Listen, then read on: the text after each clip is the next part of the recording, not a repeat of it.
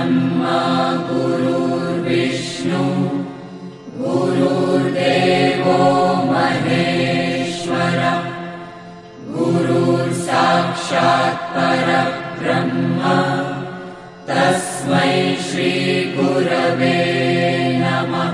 गुरुर्ब्रह्मा गुरुर्विष्णु गुरुर्देवो महेश्वर गुरुर्साक्षात् परब्रह्म तस्मै श्री गुरवे नमः। गुरुर्ब्रह्मा गुरुर्विष्णु गुरुर्देवो महेश्वर गुरुर्साक्षात् परब्रह्म तस्मै श्री गुरवे नमः।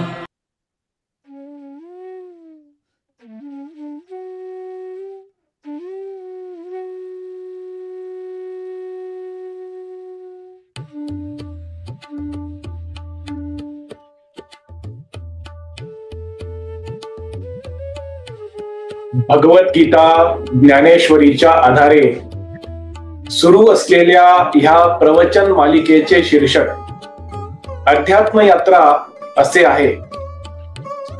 अध्यात्म यात्रेचे आजचे हे 100वे प्रवचन पुष्प आहे।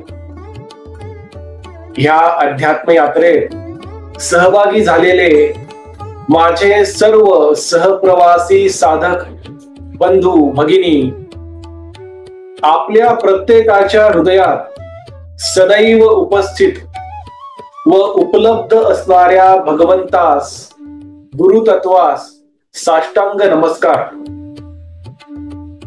ही प्रवचन मालिका भगवान श्रीकृष्ण प्रभू श्रीराम संत ज्ञानेश्वर माऊली व सद्गुरु श्री ब्रह्मचैतन्य गोंदवलेकर महाराजांच्या आधाराने आशीर्वादाने इच्छेने कृपेने व फक्त त्यांच्याच कर्तृत्वाने सुरू आहे। आपण भगवद्गीता ज्ञानेश्वरीचा 9वा अध्याय राजविद्या राजगुह्य योग याचे अध्ययन रूपी श्रवण करत आहोत। कालच्या 99व्या प्रवचन पुष्पात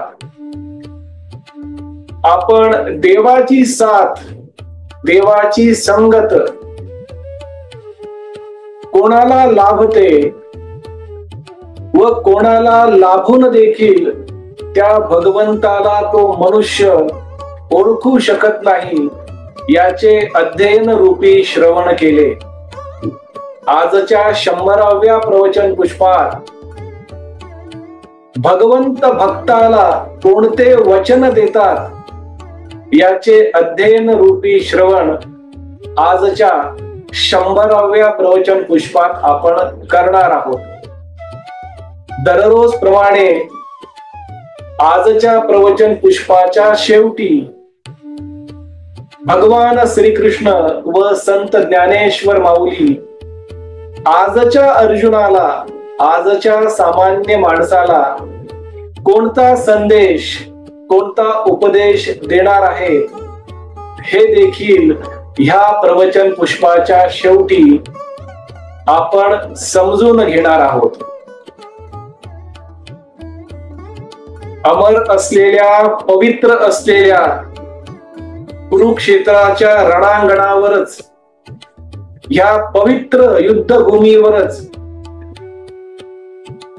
गुरु श्रीकृष्ण व शिष्य अर्जुनाचा भगवान श्रीकृष्ण व भक्त अर्जुनाचा एकमेकांसाठी सर्वस्व असणारे एकमेकांचा प्राण श्वास असणारे श्रीकृष्ण अर्जुनाचा हा अमर संवाद पवित्र संवाद सुख संवाद मधुर संवाद सुरू आहे।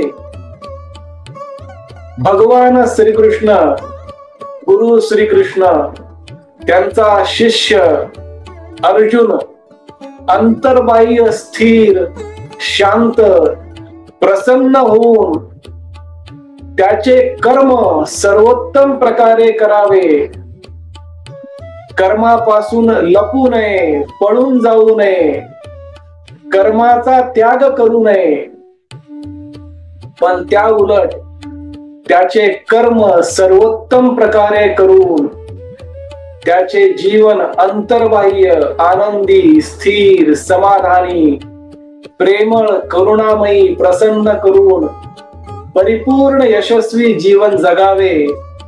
यासाठी गुरु श्रीकृष्ण शिष्य अर्जुनाला विविध विषयावर मार्गदर्शन करत आहेत आणि अर्जुनाला उत्कृष्ट कर्म करण्यासाठी प्रोत्साहित करत आहेत, प्रवृत्त करत आहेत. अर्जुन देखील गुरूंच्या ह्या मार्गदर्शनाचे, आज्ञांचे, सूचनांचे मनोभावे श्रवण करत आहे व अंतर्बाह्य, स्थिर, शांत व प्रसन्न होताना स्पष्ट जाणवत आहे. अर्जुनाची ही स्थिरता, प्रसन्नता, शांतता पाहून विवेकाचे महापर्वत असणारे भगवान श्रीकृष्ण, प्रेमाचे, करुणेचे, आनंदाचे, समाधानाचे महासागर असणारे गुरु श्रीकृष्ण, प्रसन्नतेचे, विनम्रतेचे सर्वोच्च दीपस्तंभ असणारे गुरु श्रीकृष्ण, आत्मज्ञानाचे सदैव तळपत असणारे महातेजस्वी ज्ञान सूर्य असे हे गुरु श्रीकृष्ण शिष्य अर्जुनाची प्रसन्नता, स्थिरता पाहून अतिप्रसन्न होतात, अत्यानंदी होतात आणि पुढे अर्जुनाला संवाद साधण्यास सुरुवात करतात. भगवान श्रीकृष्ण, गुरु श्रीकृष्ण अर्जुनाला म्हणतात, अर्जुना, आता मी थोड्याच वेळापूर्वी तुला याचे श्रवण घडवले की माझी संगत, माझी साथ ही प्रत्येक मनुष्यासोबत असते. अर्जुना, माझी साथ, माझी संगत प्रत्येकाला लाभत असते, पण माझी संगत ओळखण्याची दृष्टी हे फक्त भक्त निर्माण करतो, पण जो अभक्त असतो त्यालाही माझी साथ असते. अर्जुना, आता मी तुला याचे श्रवण घडवतो की माझे त्या भक्ताला जो माझी साथ, माझी संगत ओळखतो आणि त्या अभक्ताला देखील कोणते वचन आहे हे जरा तू नीट समजून घे. अर्जुना, अर्जुना, जो मनुष्य, जो भक्त त्याचा प्रत्येक क्षण समर्पण भावात जगत असतो, त्याच्या हृदयामध्ये समर्पण भाव सदैव जागृत ठेवत असतो, तो मनुष्य त्याचे प्रत्येक कर्म मला समजून घेण्यासाठी करतो, माझ्याशी एकरूप होण्याचा प्रयत्न करण्यासाठी करत असतो. अर्जुना, असा मनुष्य त्याचे प्रत्येक कर्म सत्कर्मात बदलतो. अर्जुना, असा हा सात्विक सत्पुरुष जो समर्पित भावामध्ये कर्म फलाचा त्याग करून प्रत्येक कर्म करत असतो, त्या मनुष्याला त्याने केलेले सर्वोत्तम प्रकारे कर्म, उत्कृष्ट कर्म देखील आठवत नाही, तर त्या मनुष्याला त्या कर्मातून निर्माण होणारे कर्मफळ आणि त्याचा कर्तेपणा कसा आठवेल. अर्जुना, कारण तो मनुष्य त्या कर्मामध्ये स्वतः सत्कर्म बनवून विरघळून गेलेला असतो. अर्जुना, म्हणून अशा मनुष्याला जो सात्विक सत्पुरुष समर्पित झालेला आहे, त्याचे प्रत्येक कर्म माझी उपासना म्हणून सर्वोत्तम प्रकारे करत आहे, कर्माला सत्कर्मात बदलत आहे, अशा मनुष्याच्या जीवनामध्ये अहंकार, अभिमान, इच्छा अपेक्षा यांचा साधा ओरखडा देखील नसतो अर्जुना. असा मनुष्य समर्पण भावामुळे कर्मफळाचा त्याग तर करतोच, पण कर्तेपणाचा त्याग देखील कर्म करतानाच करत असतो अर्जुना. पण जो मनुष्य कर्म करताना कर्माची आठवण ठेवतो, कर्म करताना कर्मफळाचा विचार करतो, कर्म करताना कर्तेपणाचा देखील विचार करतो, त्या मनुष्याच्या मनामध्ये अभिमान, अहंकार, इच्छा, अपेक्षा आणि कर्माबद्दल आसक्ती निर्माण होते अर्जुना. असा हा मनुष्य ज्याच्या मनामध्ये अभिमान, इच्छा, आसक्ती, अहंकार असतात, त्याला त्याचे प्रत्येक कर्म विशिष्ट परिणामांकडेच नेत असते अर्जुना. विशिष्ट परिणाम म्हणजे कर्मफळ. प्रत्येक कर्म करताना त्या मनुष्याला कर्मफळाचीच आठवण असते आणि कर्तेपणाचा देखील स्मरण प्रत्येक क्षणी तो मनुष्य ठेवत असतो. त्या मनुष्याला मी कर्म केले आहे हे सदैव स्मरणात राहते. आणि असा मनुष्य जेव्हा कर्म करत असतो तेव्हा त्याला कर्मफळ, विशिष्ट कर्मफळ मिळण्याची इच्छा असते. जेव्हा कर्मफळ त्याच्या मनाप्रमाणे मिळतात, त्याच्या इच्छेप्रमाणे मिळतात, तेव्हा त्या कर्मफळाच्या आधारे तो आनंद निर्माण करतो. पण जेव्हा त्याला त्याच्या इच्छेविरुद्ध कर्मफळ मिळतात तेव्हा त्या कर्मफळाच्या आधारे तो त्याच्या जीवनात दुःख निर्माण करतो. असा हा मनुष्य कर्मफळ, कर्तेपणा याच्या आधारे सुख व दुःख निर्माण करतो. अर्जुना, मनुष्य हा कर्मापासून सुटू शकत नाही. एक कर्म झाल्यानंतर दुसरे कर्म त्याच्या हाती येणारच आहे. मग असा मनुष्य प्रत्येक कर्मानंतर कर्मफळ काय मिळाले याच्यावरच सुख आणि दुःख निर्माण करत असतो. ह्या सुख दुःखाच्या चक्रात हा अज्ञानी मनुष्य कर्मफळाच्या आसक्तीमुळे, कर्तेपणाचे स्मरण ठेवल्यामुळे अडकतो. या सुख दुःखाच्या चक्रामध्ये तो अडकल्यामुळे असा मनुष्य आजन्म त्याच चक्रात अडकतो. आणि ह्याप्रमाणे, अशाप्रमाणे तो मनुष्य जन्म मृत्यूच्या चक्रात देखील अडकून जातो अर्जुना. कारण त्याला त्याच्या प्रत्येक कर्माची स्मृती आहे, कर्मफळाची देखील स्मृती आहे आणि कर्तेपणाची देखील स्मृती आहे. या स्मृतीमुळे तो मनुष्य जन्म मृत्यूच्या फेऱ्यात अडकतो. परत जन्म, परत मरण, पुनरपी जन्म, पुनरपी मरण, अशा या चक्रात तो मनुष्य अडकून जातो अर्जुना. त्यामुळे त्याला कधी सुख तर कधी दुःख, कधी तो शांत असतो तर कधी अशांत असतो, कधी समाधानी तर असमाधानी, कधी प्रसन्न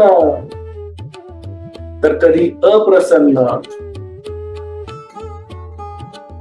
कधी विनम्र असतो तर तो कधी अविनम्र असतो. अशा या चक्रात तो अडकून जातो. कारण त्याचा संपूर्ण लक्ष हे कर्मफळ आणि कर्तेपणावर असतो अर्जुना.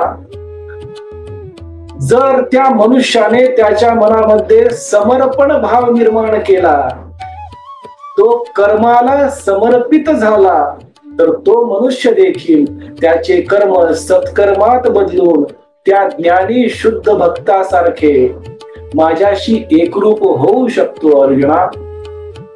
म्हणून अशा प्रत्येक सात्विक सत्पुरुषाला आणि सामान्य माणसाला देखील माझे वचन आहे अर्जुना, की जो त्याचे कर्म समर्पित भावाने 100% समर्पण भावाने करेल, कर्मफळाचा आणि कर्तेपणाचा त्याग करेल, त्या मनुष्याला मी जन्म मृत्यूच्या चक्रातून मुक्त करू शकतो अर्जुना.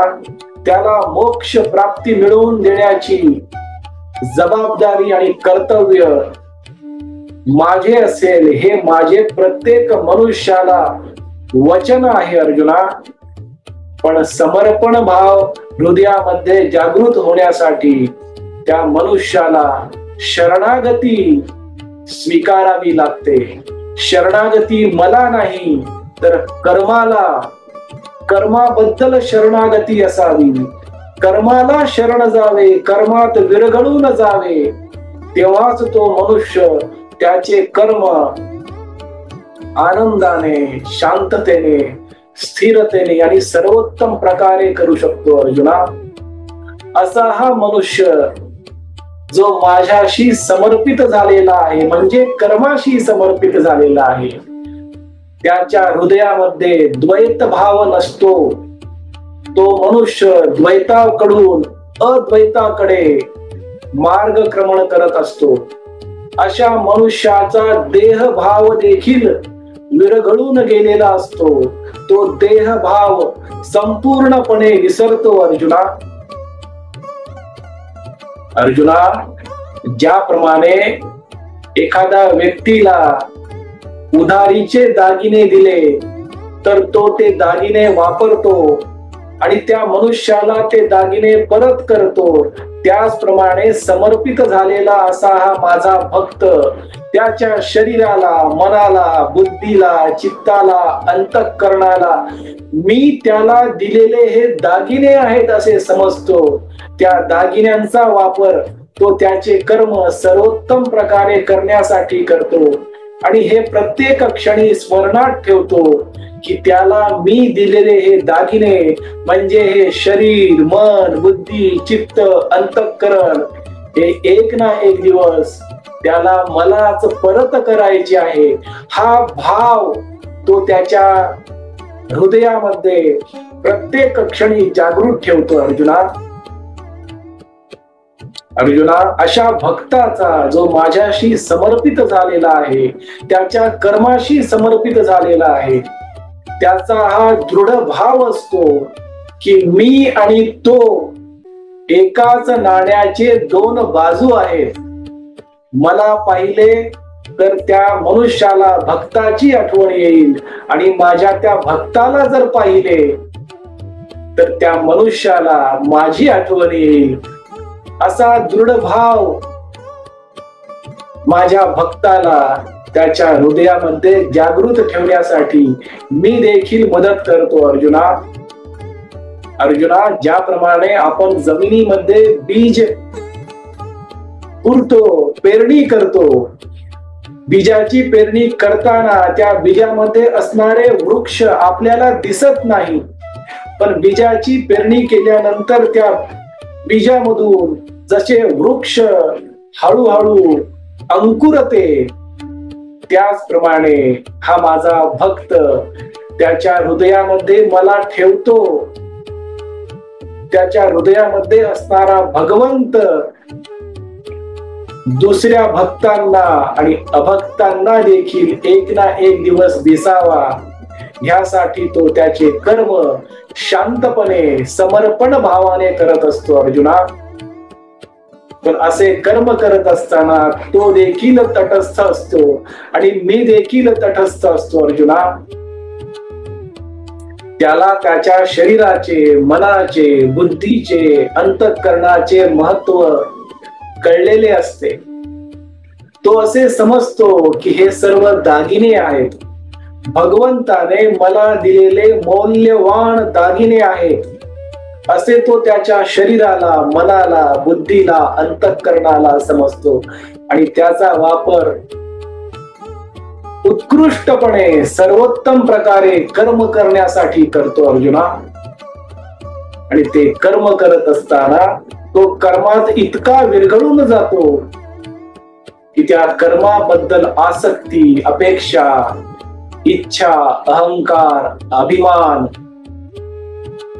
एका क्षणासाठी देखील त्याच्या चित्तामध्ये येत नाही अर्जुना. आणि अर्जुना, अशा भक्तासाठी माझे वचन आहे की त्या भक्ताला मदत करण्यासाठी मी वेगवेगळ्या रूपात, वेगवेगळ्या रचनेत, वेगवेगळ्या परिस्थितीत मी त्याच्या आसपास असतो अर्जुना.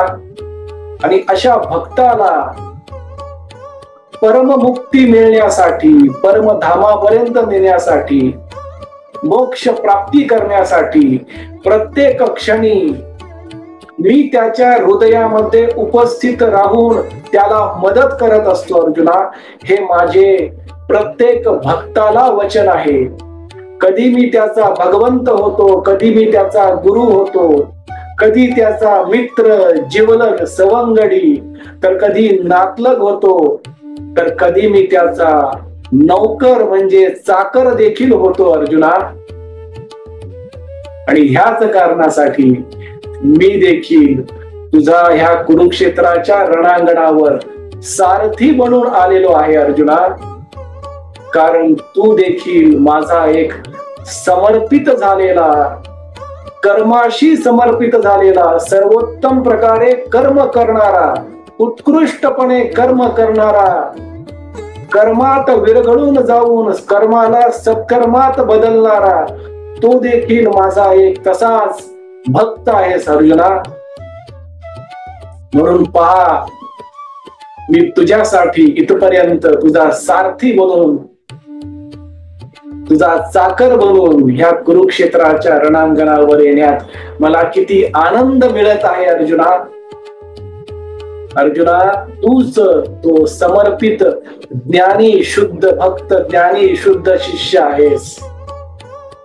हे तू काही क्षणासाठी विसरलेला होतास, ते परत स्मरणात आण.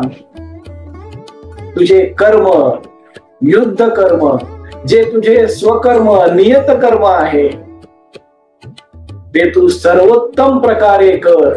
नेहमीप्रमाणे तू तुझ्या कर्मात विरघळून जा अर्जुना. कर्मफळाचा, कर्तेपणाचा विचार करू नको, त्याचा त्याग इथे देखील कर. आजपर्यंत तू कर्मफळाचा आणि कर्तेपणाचा त्याग करूनच प्रत्येक कर्म सत्कर्मात बदललेला आहेस, सर्वोत्तम प्रकारे केलेला आहेस, उत्कृष्टपणे केलेला आहेस अर्जुना. उठ अर्जुना, तुझ्या समोर हे पडलेले धनुष्यबाण उचल, आत्मविश्वासाने उभा राहा आणि तुझे युद्ध कर्म सर्वोत्तम प्रकारे कर अर्जुना. तेव्हाच तुझे जीवन तू अंतर्बाह्य, आनंदी, स्थिर, शांत, समाधानी, प्रसन्न, नेहमीप्रमाणे विनम्र करून परिपूर्ण यशस्वी जीवन जगू शकशील अर्जुना. अशा प्रकारचे मार्गदर्शन द्वापार युगातील अर्जुनाला भगवान श्रीकृष्ण कुरुक्षेत्राच्या रणांगणावर करत आहेत. आजच्या अर्जुनाला, आजच्या सामान्य माणसाला भगवान श्रीकृष्ण व संत ज्ञानेश्वर माऊली हाच संदेश, हाच उपदेश देत आहे की प्रत्येक मनुष्याने त्याचे कर्म समर्पण भावाने केले पाहिजे.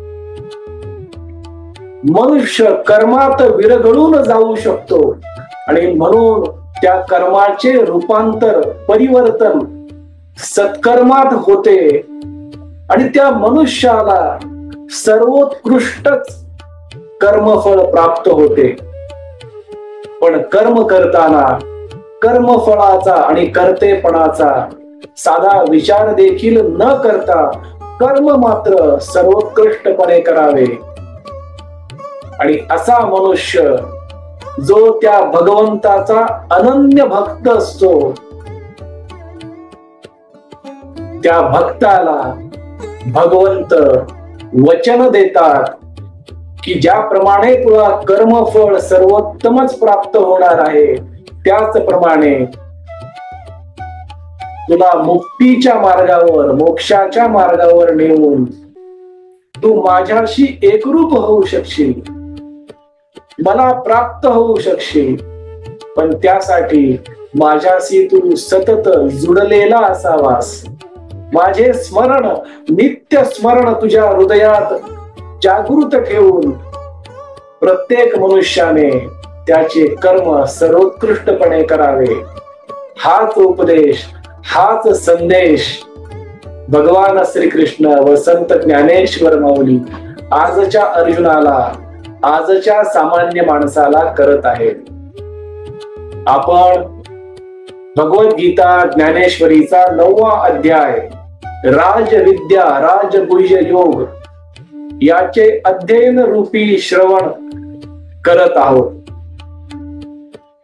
पुढील उद्याच्या 101व्या प्रवचन पुष्पात आपण भक्त व अभक्त या दोघात कोणता फरक आहे, भगवंतासाठी जरी भक्त आणि अभक्त, आस्तिक आणि नास्तिक हे दोन्ही मनुष्य, दोन्ही प्रकारचे मनुष्य भगवंताला जरी एकसारखेच असले तरी या दोघात कोणता फरक आहे आणि एक अभक्त कशाप्रमाणे भगवंताचा अनन्य भक्त होऊ शकतो आणि कर्माच्या बंधनातून मुक्त होऊन त्याचेही जीवन अंतर्बाह्य, आनंदी, स्थिर, समाधानी, शांत, प्रसन्न, विवेकी, विनम्र, प्रेमळ, करुणामयी करून परिपूर्ण यशस्वी जीवन अभक्त देखील कशा प्रकारे जगू शकतो ह्याचे अध्ययन रूपी श्रवण आपण उद्याच्या 101व्या प्रवचन पुष्पात करणार आहोत. आपण आज सर्वांनी परत एकदा वाणी सेवा करण्याची संधी व सौभाग्य दिले त्याबद्दल आपला आजन्म ऋणी व कृतज्ञ राहीन. आजची झालेली वाणी सेवा भगवान श्रीकृष्ण, प्रभू श्रीराम, संत ज्ञानेश्वर माऊली व सर्व संतांच्या चरणी, सद्गुरु श्री ब्रह्मचैतन्य गोंदवलेकर महाराजांच्या पवित्र पादुकावर व आई वडिलांच्या चरण कमलावर मनोभावे अर्पण करूया.